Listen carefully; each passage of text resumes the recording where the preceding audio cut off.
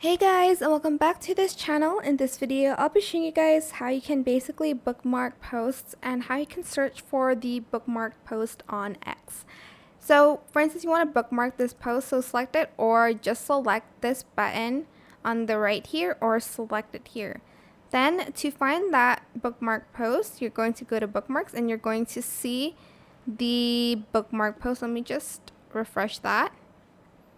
And you'll be able to see it. I can't talk for a sec there. I keep doing that. Anyways, to search for like a bookmark that you've bookmarked months ago, days ago, weeks ago, even years ago, I think.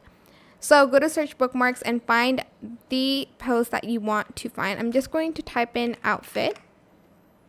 And it's going to bring me to this page. And it's going to basically show bookmarks that have the word outfit in it. So you do have to remember the word to find the post, unfortunately. But that is it. I hope it was helpful for you guys. Don't forget to like, comment, share. Also subscribe to this channel if you haven't done that already. If you have any more questions about this video, just leave it in the comment section down below. I will try my best to answer them all for you guys.